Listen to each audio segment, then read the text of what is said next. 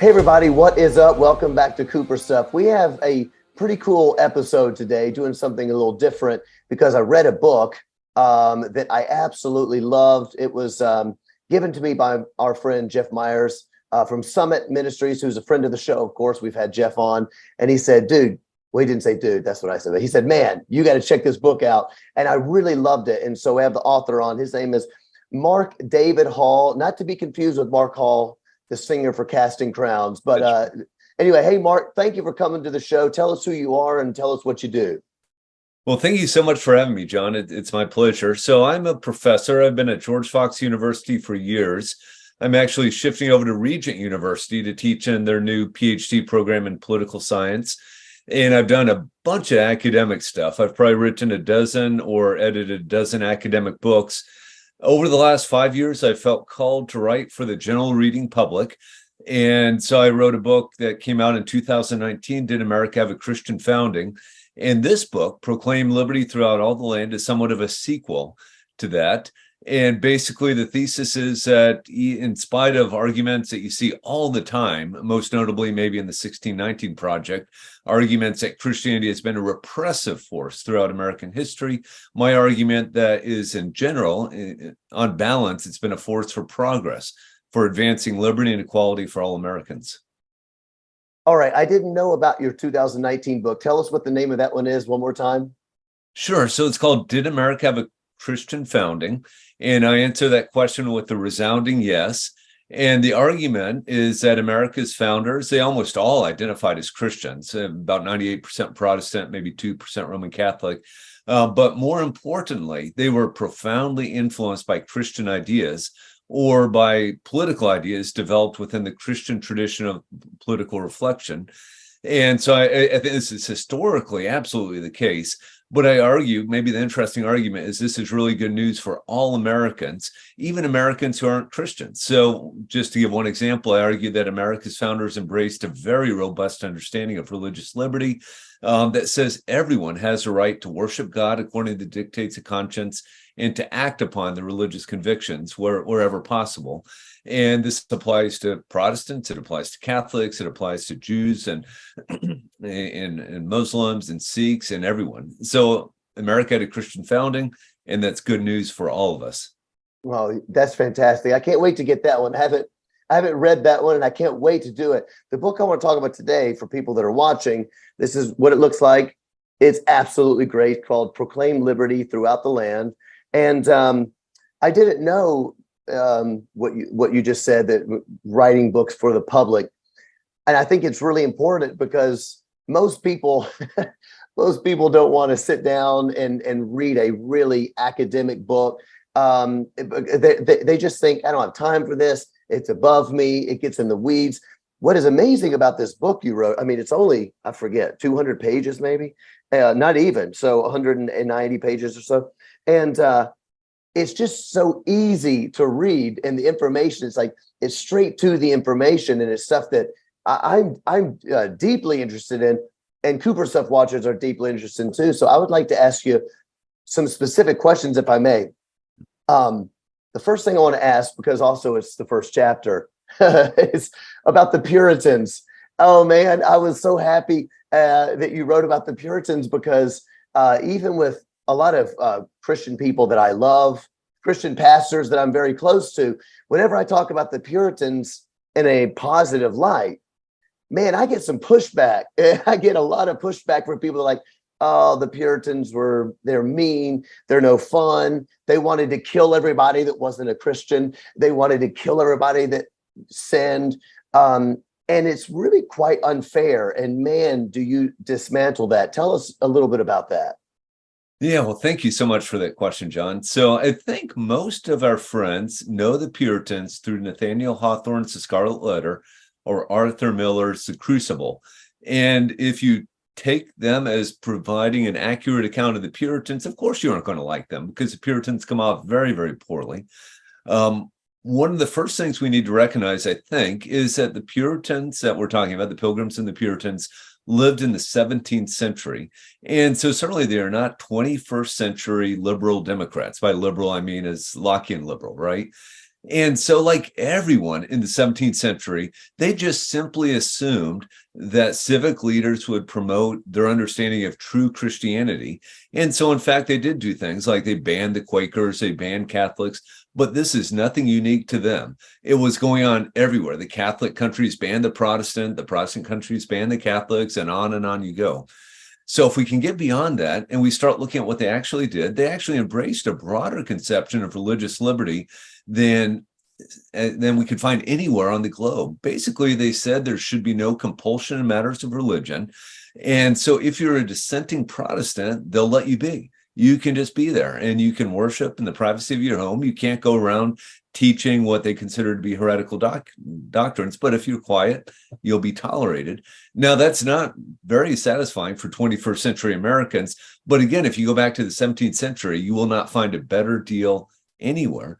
More significantly, they developed some of the most Republican, small r Republican political institutions the world had ever seen. Almost every male could vote. And you say, well, what about the females? And yes, I think females should vote. But guess what? In the 17th century, they were not voting anywhere. And throughout the history of the world, they weren't voting anywhere. And so to basically have universal male suffrage, this is a huge advance. They reformed the criminal laws. In England, you could be put to death for literally thousands of crimes. The Puritans, looking to the Bible, did things like they said, well, if you steal something, the Bible seems to teach restitution and not death. And so if I steal your cow, I have to return your cow and give you another cow. And that's a heck of a lot better than being put to death, right? And they had the rule of law. They made their laws publicly available. And so really, in many respects, the Puritans are making huge advances in political liberty and equality of all citizens, almost universal literacy, certainly among males, but even the females are catching up. They required every parent to teach their children how to read. You had to own a Bible and a catechism, and if you couldn't afford one would be provided for you by the civic authorities. And so again, some of this might sound a little heavy-handed, but really compared to anything else the world had ever seen, this is one of the most enlightened political and civic projects that the world had ever seen. You know, what I thought was really interesting, and I wish I had it earmarked in here so I could give the statistic. You may remember it offhand. If you do, please tell us what it is. But the literacy rates in the Puritan areas, or whatever you want to call it, colonies, compared to other parts of the world. Could you expound on that a little bit more? I think that's super interesting. And if you wouldn't mind expounding on why those literacy rates were so high. You know, I can almost picture the page you're talking about. The exact numbers escape me. So to take a step back to answer your second question, the Puritans, of course, are Protestants. They're products of the Protestant Reformation. The Protestants taught, the Reformers taught, that really all theological truth comes from the Bible, sola scriptura. And all of us are responsible for knowing theological truth on our own. And so when you put those two together, the second one is the priesthood of all believers. This means, by definition, everyone needs to be able to read, so that you can read the Bible, I can read the Bible, our friend Charlie can read the Bible. We're all reading the Bible and trying to understand God's will for us in theological truth. And so what you saw in Protestant countries is literacy rates exploded. You have almost universal male literacy in Puritan New England. And this compares to Catholic countries where you have maybe 20% literacy at the best.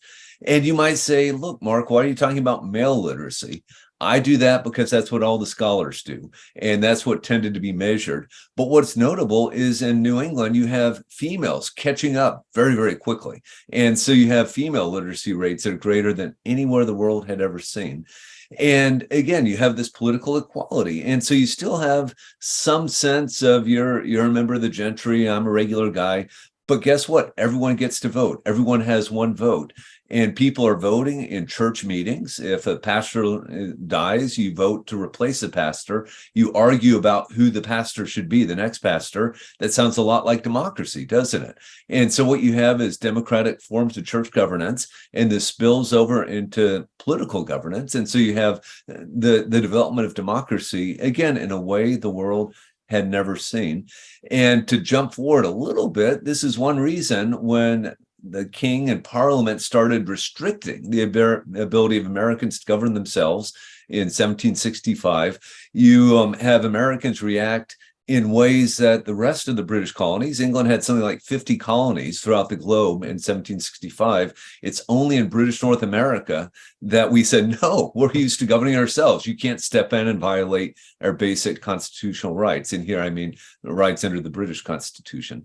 Let me tell you guys about my friends at SD Bullion. All right. Precious metals, gold and silver. Some people go, I don't really understand why this is a big deal. I want you to understand this. A couple of years ago, I got very concerned about the state of the world. All right. We're talking about inflation. We're talking the amount of debt the U.S. has is so absolutely insane. We're talking about the possibility of a one world technocracy, a one world currency, which is just so very, very frightening.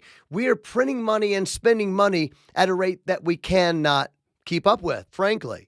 So I said, okay, what can I do to diversify my funds that I have something in my hands in case the very worst happens?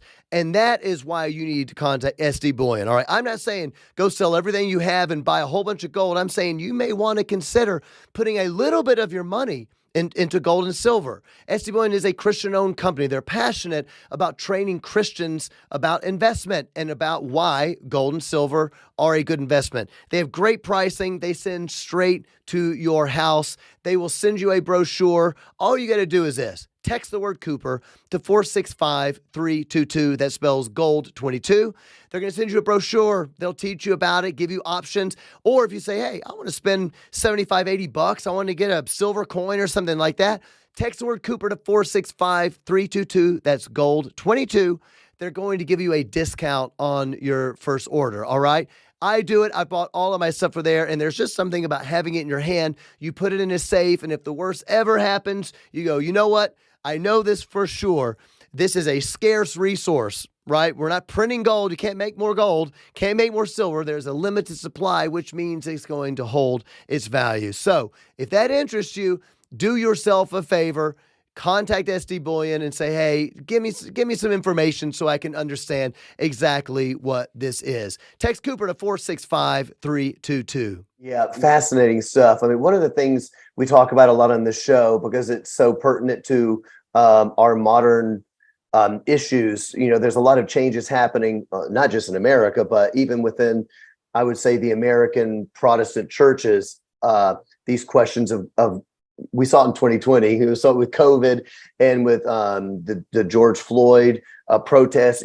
All of a sudden, churches are a little confused about what we should do, and everybody's arguing about it. And what we find is I think a lot of church leaders are beginning to be quick to they give us this idea that maybe Christianity has been a bad thing for the country, almost like we've been too heavy-handed. And what I loved about your writing on the Puritans, which you just alluded to, if I remember correctly, I think that you said something like in England, maybe 30% of all prisoners were executed.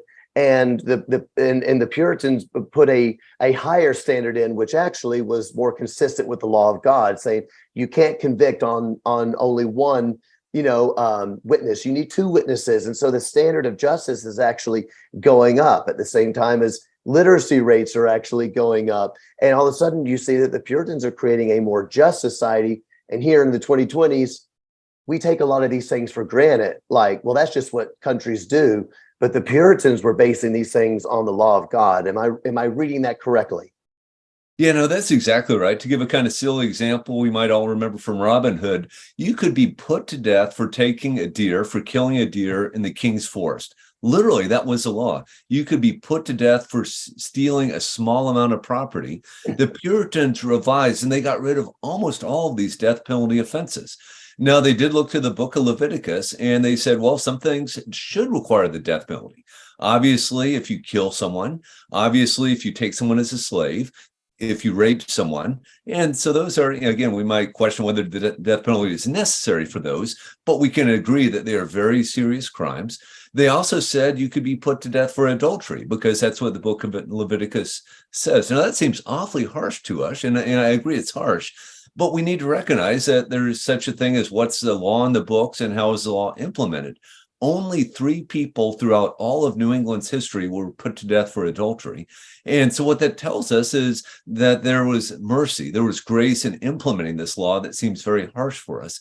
You could be put to death, a son who was, let's say, over the age of 16, who was routinely disrespectful to his father, could be put to death because that's a Levitical law.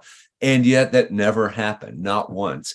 And so on balance, what you're saying is absolutely true, that you look at some of these capital offenses and the Puritans seem really, really harsh, but we see how they implemented the capital laws and they aren't all that harsh. And then on balance, they got rid of so many laws for which you could be put to death in England and had restitution or other penalties. So again, it's hard to get our minds around, but yeah, it's a far more humane criminal code than I think you could say the world had ever seen, literally. Amazing. I really wish we would go back to the system of restitution. I think it's more biblical. I think it's more humane, and I think that you get people being able to be weaved back into the community. Otherwise, what you're just saying is we never want you to be a part of the community, and then when people come out there, I think once again we find out that God's word is much better than the ideas of man. Can I ask you one last thing about the Puritans before we move on? Because a lot of even Christian people, all they think about is the Salem witch trials. So it's all they think about is like, the Puritans, they want to kill they don't want to make everybody witch. Something I read in the book that I loved, and I'm going to get my details wrong, so if you could fill it in, please. But you were saying basically that, I don't know what the position is called, the person in charge had only kind of become a Puritan within the last couple of years, and he sort of disregarded what was a more just system of witch trials, if you will, and perhaps that has led to this. I thought that was fascinating. Could you expound, please? Yeah, sure. First of all, let me refer to C.S. Lewis, one of my favorite authors, who says, I forget exactly where, but in one of his books, he says, basically, the idea of trying witches only seems absurd to us because we don't believe witches exist. If we actually believed that people were communing with the devil and were utilizing satanic power to hurt other people, to kill other people, of course, we would say these people should be tried. Well, back in the 17th century, everyone believed in witches. And again, I try to provide some context. Within the broader European world, that is within Europe itself and the European colonies, something like 100,000 people were tried as witches in the 17th, 18th century. Of those, something like half of them lost their lives. Okay, so that's a lot of people, 50,000 people. In all of British North America, it's only something like 276 people were tried as witches, and only about 40 lost their lives. And so those numbers right there give you some sense that what is going on in America is actually far less and far more humane than what you see throughout the rest of the world. And one of the reasons for this is the Puritans and people throughout British North America. You had witchcraft trials from the south to the north. Again, it's everywhere, but especially in Puritan New England, they developed protections which made it incredibly difficult for anyone to be found guilty. There was a very, very high standard, and so very few people were found guilty. What you have with Salem witchcraft trials is, for the first time in Massachusetts Bay, maybe not quite the first time, but one of the first royal governors, a royally appointed governor, who was not really a Puritan. He was not a member of a congregational church. He joined one after he became governor. It's not even clear he was literate, unlike most people in New England.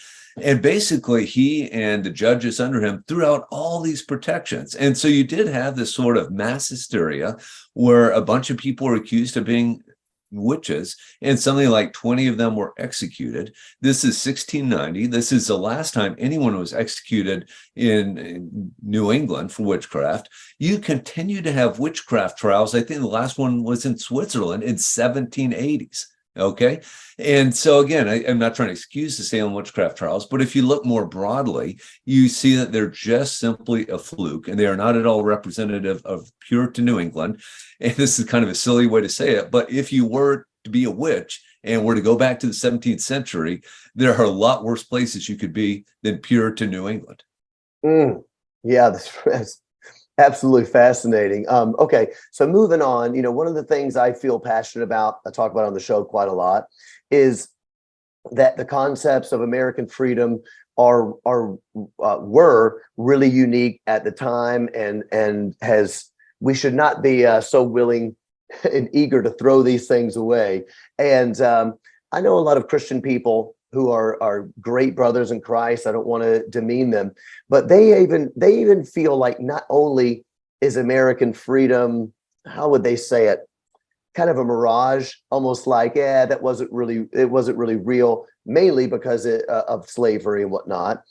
But they even would go so far to say that America was sinning in rebelling against the government. So it's sort of a Romans 13, submit to the government kind of a thing. And I wouldn't mind hearing you talk about that. I loved how you laid it out over this, I guess, 10-year period or so, of how, the founders, they didn't want revolution. They liked the principles that we came from. They thought they were really great principles, but actually the English government was not living up to those principles. And they kind of knew, if we don't cut this off now, what this is going to mean. I really loved your example you used about the no taxation without representation. And I spoke about this a couple of weeks ago. I used your example from the book about that, but maybe tell us what your thoughts on that. Sure. Well, if we had taken a huge step back, it is the case that for almost 1,000 years, the Christian church understood Romans 13 to say no revolution. If the civil ruler tells you to bow down and worship Baal, you say no, and you take the consequences. Kind of like Daniel in the lion's den, Shadrach, Meshach, and Abednego. We have good biblical warrant for that sort of thing. The Protestant reformers, however, almost right away, they developed a different understanding of Romans 13. And if you keep reading Romans 13, past verse 1 to get down to verse 3 and 4, what you see is language like this. I'm paraphrasing, but basically it says, rulers punish those who do ill and reward those who do good. And this should raise a question right away. What if you have a quote unquote ruler who is routinely punishing good people and routinely rewarding bad people? Someone like an Adolf Hitler jumps to mind. What the reformer said is, this is not a ruler. This is not the sort of ruler that Romans 13 is talking about. This is a tyrant. And a tyrant may be legitimately resisted. Now, John Calvin, who's one of the most conservative of the reformers, he was pretty skeptical about the people themselves resisting a tyrant. And what he taught clearly in the Institutes is that inferior magistrates could resist a ruler. So let's say Joe Biden becomes a tyrant, or Donald Trump, if you want a different example. It's not a partisan point. Let's say the current president becomes a tyrant. What John Calvin would say is, you and I shouldn't pick up guns and go after him, but Congress obviously could act. And if Congress doesn't act, maybe the governors could come together and say, Joe Biden has become a tyrant, we're going to overthrow him. And they understood this certainly to be compatible with Romans 13. The question then becomes, how do we know when a ruler has become a tyrant?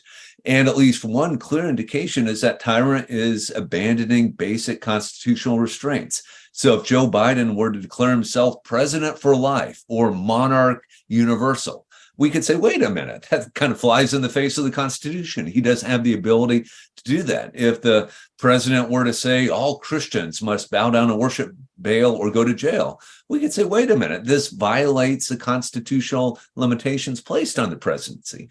Now, we still have a choice to make. That doesn't mean we immediately pick up guns or governors immediately launch a rebellion. There's other things we could do, right? Obviously, in the American political context, we could attempt to impeach and convict a president who goes astray. We can vote against him. We could send in protests and that sort of thing.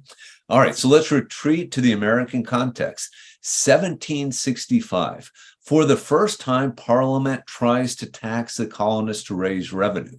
This flies in the face of the Magna Carta, which says no taxation without representation. Now, think about this date, 1765. Americans didn't just pick up guns and start shooting people. The civic authorities in America protested. Individuals banded together and they boycotted British goods. They sent petitions to England, and eventually England backed off. This was the Stamp Act I'm talking about. And they said, okay, we'll remove this act. We understand your point. Incredibly foolishly, the year later, 1766, Parliament issued the Declaratory Act, which says basically we have the power to do whatever we want. I'm paraphrasing, but in effect, that's it. Now, to the American ears, this is the definition of tyranny, the ability to do whatever you want without limitation. And yet Parliament didn't act immediately. And then Parliament again came back and attempted to tax the colonists in different ways to raise revenue. The Americans resisted and boycotted it and petitioned. And eventually we had the Boston Tea Party.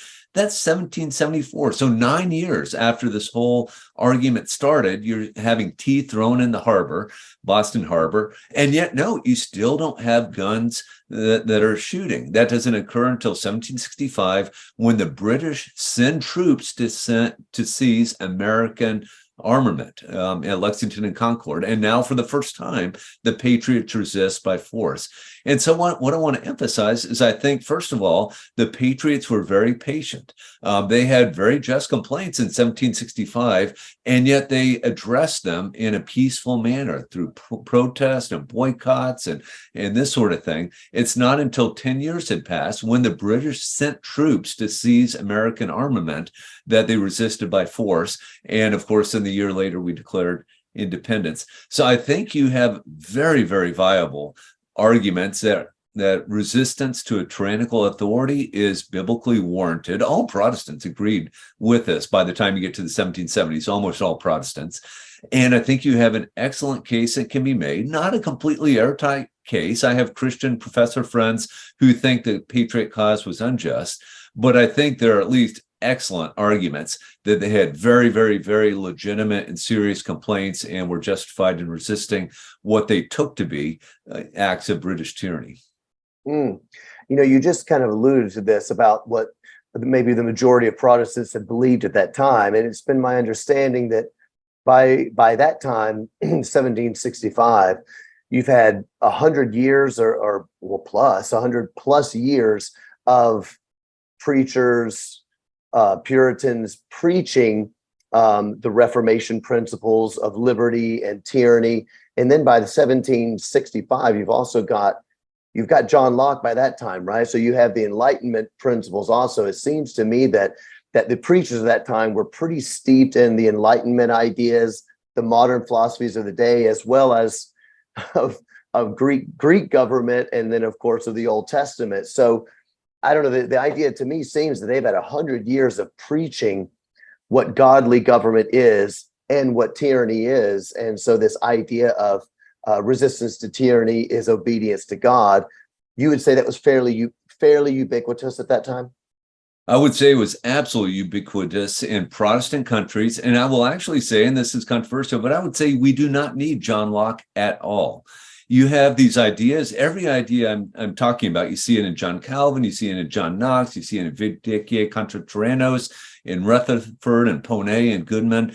All these Protestants, all these Reformed Christians are writing this stuff long before John Locke ever wrote the Second Treatise of Government.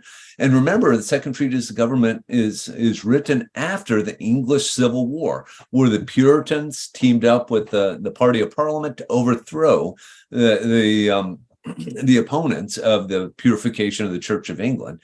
And so this is alive and well. John Locke himself is the son of a Puritan. These ideas are ubiquitous. And Americans in 1776, 98% Protestant, maybe 50 to 75% in these Calvinist traditions, the Congregational Church, the Presbyterian Church, the Dutch Reformed Church. And so, yeah, the ideas are alive and well. Now, John Locke does reinforce them, and the Second Treatise of Government is cited, and yet it's far from the dominant force we think. A political scientist a few years ago did a content analysis of the political literature of the founding era, basically 1765 to 1805, and he asked a simple question: what documents are cited the most? And what he found is the Bible, by far and away, is cited more than any other document. Something like 30% of all citations are to the Bible. Only 20% are to those of all Enlightenment authors combined. And so here we have Locke, but you also have Montesquieu and Adam Smith and Beccaria and a whole bunch of others. And so if you look at the citations of Locke, it's only a couple of percentages. And this guy, Donald Lutz, actually undercounts references to the Bible because Americans are always quoting the Bible without providing the citation information because everyone knows the Bible. So George Washington, for instance, quotes Micah 4:4 more than 40 times, and yet he never puts after the quotation Micah 4:4. And so you could read through his letters and think, well, this guy is never quoting the Bible. But actually, Washington is doing it all the time. Now, that's a long answer to get at your question. I think really all the American patriots needed is Protestantism. Almost every Protestant minister who's not an Anglican is in favor of the war for American independence. The Anglicans, the members of the Church of England, the Anglican preachers, are split about 50-50. But if you look at the Presbyterians and the Baptists and the Congregationalists, they're almost 100% on the side of the patriots. Amazing. Yes. Yeah. I think you said even didn't you say that the king called it a Presbyterian rebellion?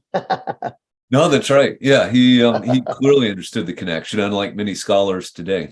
But yeah, that's pretty funny. Okay. I know I'm asking you a million questions. This is like getting deep on it. But, one of the things I also loved about the book is that you're not trying to whitewash the bad stuff that happened. And it seems to me that some of the pendulum we're in right now, where even the pendulum swing that is very anti-American at the moment, even a lot of churches, I for the life of me, I don't understand it, but seems like we're shooting ourselves in the foot. But I think a lot of churches are sort of embracing, I don't want to say anti-Americanism, but they're flirting with a little anti-Americanism. They don't like the idea of praising anything in America's past. And I assume it's because of the pendulum from the fact that history was whitewashed for a long time. But point is, the book tells the good and the bad and the ugly. And I loved the sections on slavery. I learned a lot.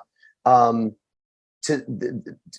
just think that you say anything you want to about the slavery thing, but I like that you didn't whitewash it. There were Christians who supported slavery, and it's tragic to us, but we have to remember it's a different time period. So Matt, why don't you kind of tell me what you think about that? Yeah, no, thank you. That's a big question, and you're exactly right. As Christians, we know all have sinned and fallen short of the glory of God, and Christians continue to struggle with the old man within. And so we shouldn't pretend that Christians have been pure as a driven snow throughout history. And American Christians have fallen short in a variety of ways, and we fall short today. And that's one of the things I think critics of, say, the founders neglect. They want to cast out the speck in the eye of the founders, and they ignore the plank in their own eye. And so, yeah, you certainly have to admit that Christians throughout American history have appealed to the Bible and Christian theology to support slavery, and then later Jim Crow legislation, and even today racism. So this goes on, and we should recognize it, and we must condemn it. What I argue, though, is actually, and this is very much contrary to the 1619 Project, actually, if we look at it, Christians were on the forefront of opposing slavery. The first anti-slavery tract was written by a Puritan in 1700. Again, to take a step back, slavery is going on everywhere in the 17th century. And by everywhere, I just don't mean European nations and colonies. I mean literally everywhere. In fact, there's very good reasons to believe that more enslaved people were taken from Africa to the Middle East than were taken to the New World. Even the New York Times 1619 Project admits that of the approximately 12 million Africans who were stolen from Africa and brought to the New World, only 4% of them were brought to British North America. The other 96% were brought to the Caribbean and South and Central America. And that's not to defend or say it's no big deal that 4% were taken to British North America. That was a horrible crime. It's a horrific crime. But we need to recognize this was going on everywhere. And what is really unique about the American context is you have people starting to say, wait a minute, this is wrong. This ought to be ended. And you begin to see this, especially by the 18th century, picking up speed. And Quakers initially, but others joined them, saying, look, this is an evil, horrible institution, and we need to end it. So by the time we get to the American founding, pretty much literally no one is defending slavery as a good thing. at best, it's a necessary evil. But you actually have many founders who are starting to say, no, this is an evil that is not necessary. Let's get rid of it. And so I go through a variety of founders. One of the first things we need to recognize is most white Americans never owned a slave, right? Slave, just like most Americans today don't own a Lexus or a Porsche. It's expensive, right? And so it's something that it tended to be elites who would own slaves. So the vast majority of Americans, white Americans, never owned a slave. Even if we look at the founders who tended, by founders, I mean the key political leaders, they tended to be wealthier than your average American. And so they were more likely to own an enslaved person, but many of them didn't. I give a number of examples of John Adams, Roger Sherman, and others who never owned an enslaved person. Of those who did, many are coming to say this is wrong. So Ben Franklin, throughout his lifetime, owned 5 enslaved persons. Eventually, he freed the last of them, and he became president of the Pennsylvania Abolitionist Society and signed a petition to Congress in 1790 urging Congress to abolish slavery. John Dickinson, at one time the largest slave owner in Delaware, freed all of his slaves.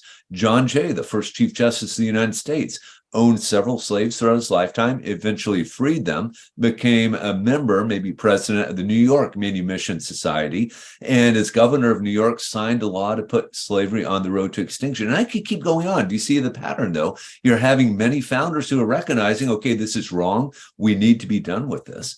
I think particularly significant is you can see a number of concrete actions that are taken in the 1770s, 1780s, 1790s to put slavery on the road to extinction. Again, no one thought it was a good thing. Everyone wanted to get rid of it. So 8 states abolished slavery or put it on the road to extinction. They did this voluntarily. They didn't have to do it. The Confederation Congress passed the Northwest Ordinance that said we will not have slavery in the Northwest Territory, that area that became Ohio and Michigan, Wisconsin, Indiana, Illinois. Now, why would they do this if they didn't realize that slavery was an evil? The word slave doesn't appear in the Constitution. It's clear everyone thought slavery was a bad thing. People tended to think it was on the road to extinction in the 1780s. And, in 20 years, it will be gone. That was a hope.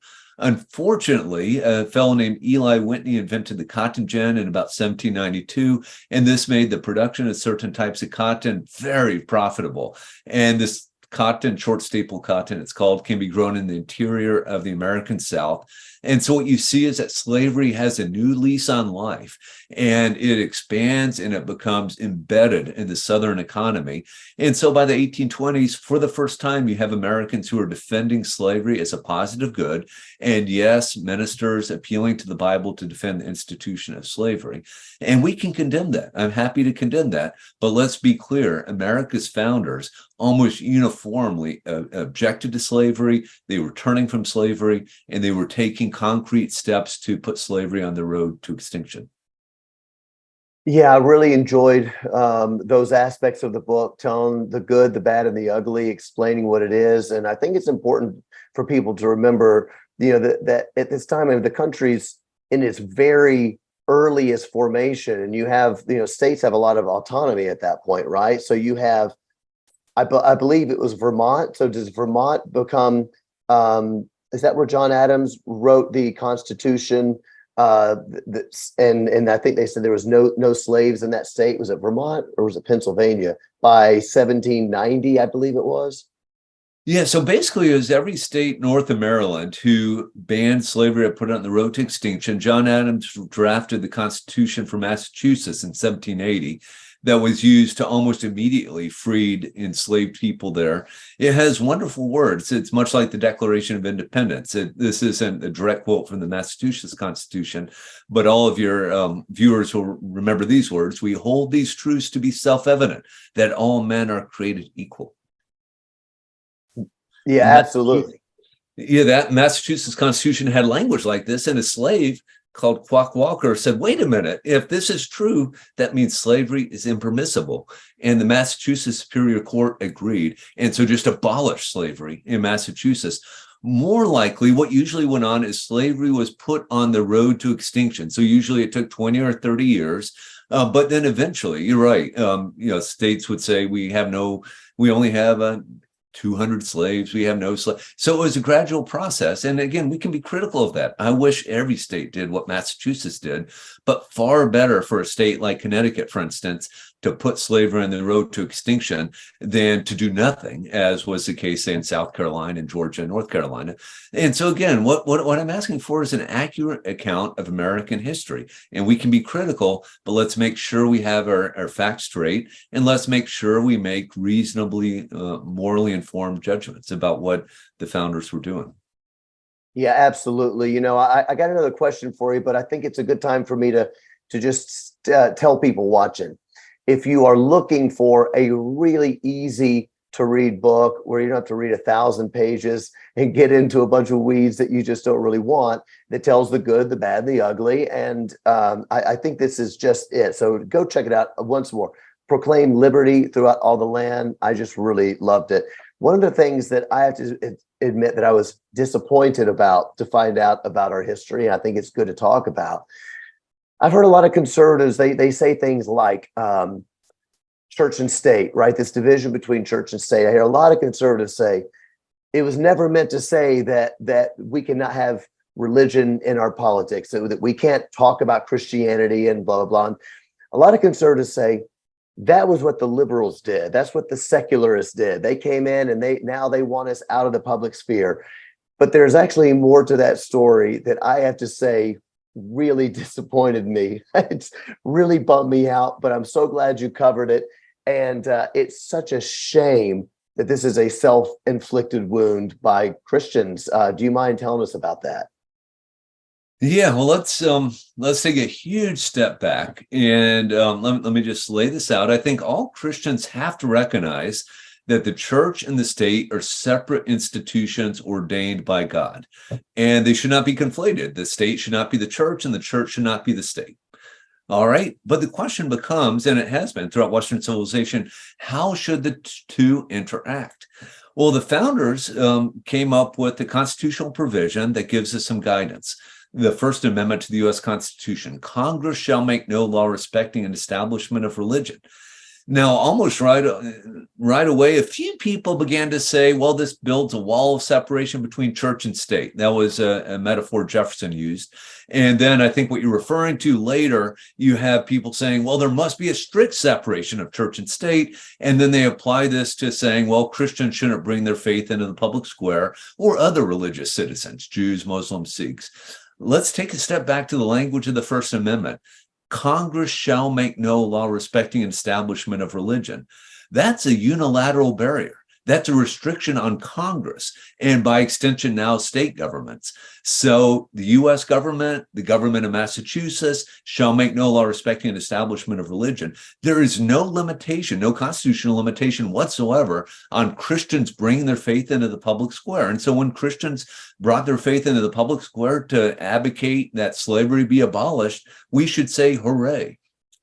When the Reverend Dr. Martin Luther King Jr. brings his faith into the public square to say Jim Crow legislation must be abolished, we can say hooray. And I would say today, when Christians bring their faith into the public square to say abortion must be banned completely except to save the life of the mother, we can say hooray. These things are perfectly constitutionally permissible, and they're laudable, I would say, depending on the end. So if I'm right about the American founders, that they didn't want any sort of wall of separation between church and state, this raises a question: where did this come from? And I think what you were alluding to, and I have a whole chapter on this, is in the 19th century. Again, if you remember, in the late 18th century, only about 2% of Americans are Roman Catholics, and they generally just kind of kept their head down. And, they tried to lead peaceful lives. Into the 19th century, you have these great waves of immigration from Ireland and elsewhere, and the percentage of Catholics rises pretty significantly. So it gets up to 20-25%. And around the mid-19th century, we begin to have really what we would recognize as public schools. These public schools were absolutely Protestant schools. They read the King James Version of the Bible, they prayed, and this sort of thing. And Catholic citizens started saying, wait a minute, we don't want to go to Protestant schools. We want to have our own schools. Give us our share of the tax dollars and we'll run our own system. And so we don't want the Protestants to go to our schools. We just want to have our own schools. And so for the first time, what you see is large numbers of Americans started saying, oh, sorry, we can't do that because we have the separation of church and state. We aren't going to fund sectarian schools. This is a language that would be used. And it was very, very hypocritical, right? And I say this as a Protestant recognizing that my people were discriminating against Roman Catholics. Actually, right now, I'm an Oregonian. In about 1920, Oregonians voted to ban private schools in the state of Oregon. And guess what? Every one of these schools, except for one, was a Roman Catholic school. It was a profoundly anti-Catholic movement to say we must have the separation of church and state. And Protestants could do this because they were happy with the public schools, which were at the time pretty much Protestant schools. A great example, this is going on into the 1940s. In 1948, an organization was founded. It's still around today. In 1948, its name was Protestants and Other Americans United for Separations of Church and State. Does that sound familiar? Protestants and Other Americans United. Today, we know that as Americans United for Separation of Church and State. And so this idea that we must have a wall of separation between church and state, really, it was profoundly driven by anti-Catholicism. In the mid-20th century, it became really turned against religion altogether. And so today, whenever you see a challenge to something like a monument of the Ten Commandments in the Texas State House grounds, or a 40-foot cross in Blandonsburg, Maryland, or a challenge to vouchers that could be used at religious schools, these are all justified by appealing to this wall of separation between church and state, the strict separation of church and state. But that is not a founding era idea. It is an idea that came from the late 19th, early 20th century, and really it was completely driven by anti-Catholic animus. So we should have nothing to do with it today. Let me just hasten to say, if I may, this argument is not an argument about favoring Christianity. And so I would say, look, there's not a wall of separation between church and state. And so if, for instance, the federal government is going to fund children going to public schools, they should fund children going to Protestant schools, to Catholic schools, to Jewish schools, there's an Islamic college in California. Every religious entity should be funded equally. That's at the national level. If the state of Ohio or Arizona decides it's going to fund parents who want to send their children to religious schools, they should fund parents who want to send their child to any sort of school. So it's an argument against the strict separation of church and state, not in favor of favoring one religion over the others. Yeah, what a fascinating conversation. Like I say, I've heard things about this, from conservatives, but I had never put together the anti-Catholic thing. And when I read it, I thought, sometimes we do the dumbest self-inflicted things and we end up hurting ourselves when we don't, hold to principles. So I think that's fascinating. Okay. One last question, because I know I've had you for ages and I'm sorry, I'm running long here. I'm curious. I think that you agree with this, but if you don't, I just want you to feel free to say whatever you want as we're closing out. I have continued to make the argument that we Christians, of course, we don't want to be idolatrous about America. America is not the nation of God. Obviously, we are not the new Israel. Okay, we get that. But we're not doing ourselves any favors by beating up on the country that has recognized our God-given rights to worship freely, to go to whatever church you want to, or to not go to church, to speak your mind, things like this. I don't think we're doing ourselves any favor. I think holding fast to these principles of liberty is not just good for Christians. You already said it. It's good for Muslims. It's good for atheists. It's good for everybody. These are really good principles. And I think that's an argument that I hear from your book. I hear from people like Os Guinness and people like that as well. And I really agree with that. As we're closing out, I'd like to know your thoughts about that. Anything else you want to mention before I let you go from this fantastic interview? Yeah, thank you, John. Let me make a few distinctions. I'm sure there are distinctions that you would agree with. First of all, I'm not a relativist. I will try to convince an atheist, a Jew, or a Muslim to become a Christian. Okay. And so I think we have an obligation as Christians to do that. But note the word convince. I think the government has absolutely no authority to attempt to force that Yes. person to become a Christian. And so I absolutely support religious liberty. And I believe that applies to everyone. So it's a matter of perspective, right? Who's acting? Me as an individual, the church as an institution versus the state. One distinction that might be useful here is the distinction between patriotism and nationalism. I think every Christian may be properly patriotic, and Americans may be proud of our country. Frenchmen should be proud of their country. Englishmen should be proud of their country and the great things all these countries have done. I suppose maybe if you're a citizen of North Korea, you might not want to be proud of that country. Though you could still love your people, to be sure. On the other hand, sometimes patriotism, I think, can take an ill turn and become nationalism, where we somehow raise our country above all other countries to say our country is absolutely the best country in the world and we're flawless and everything we do is perfect. That's very problematic. As Christians, we must be critical of our country. And so America has done great things and we should be very proud of Americans. And I think so much of what we've embraced, religious liberty, freedom of speech, freedom of press, equality, racial equality, these are great things, right? And yet where we fall short, and we continue to fall short today, Christians should be critical and we should say, look, we've done a lot of good things, but really we shouldn't be killing innocent unborn babies. We should have laws on the books to protect innocent unborn babies, and we should advocate for those. As Christians, we should engage civilly, right, through voting and other things in order to bring about a more just environment.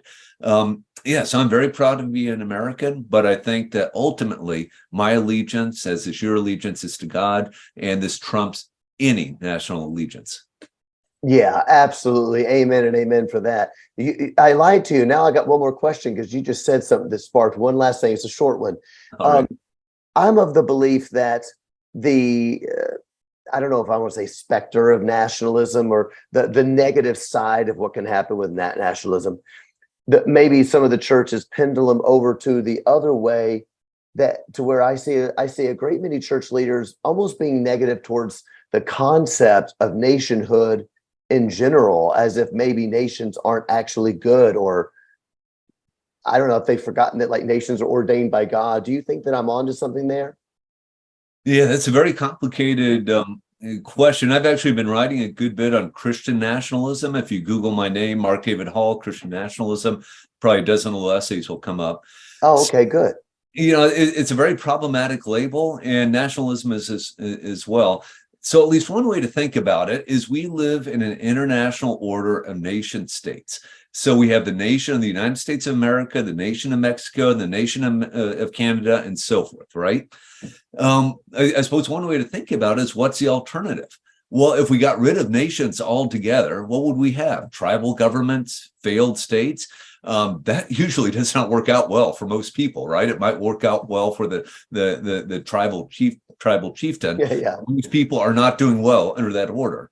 Yeah. Some pastors, some leaders say, well, we should get beyond the nation state and we should have one world government. I would be very cautious about going in that direction. People assume if we had one world government, it would be a Western liberal government. But guess what? Most people in the world are not Western liberals. And by liberal here, I mean Lockean liberalism, freedom of speech, freedom of religion. That probably would not be the world government. And so I think we should be careful what we wish for. And so I think it's very reasonable to say the nation state is a good thing. We should perpetuate it. We may properly love our nation. A properly ordered love of nation is patriotism. We should avoid the inordinate love of nation, which would be nationalism. But yeah, I think the nation is a good thing, and I think we should be patriotic. And then we can debate at the margins, right? And sometimes these debates get kind of almost silly, right? Should a church have an American flag in the sanctuary? And I've seen good arguments in favor of that, good arguments against it. And we can debate those marginal issues. But should we like the nation state? And I say this not as an American. I would say this if I was an Englishman or a Frenchman or a German. I think the answer is yes. Nation states are good things.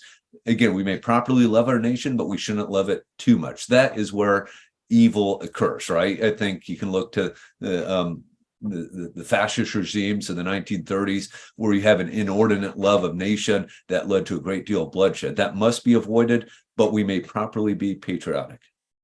Yeah, great. Lots to chew on, lots to think about. Everybody, honestly, go out, check out this book. It's an easy read. It's a fantastic read. It is from Mark Hall, Proclaim Liberty Throughout the Land. And now I got to go out and buy your 2019 book so I can get caught up. Anyway, thanks so much for joining the program. Hey, thanks so much for having me, John. It's been a real pleasure. Read the Bible. Kill myself.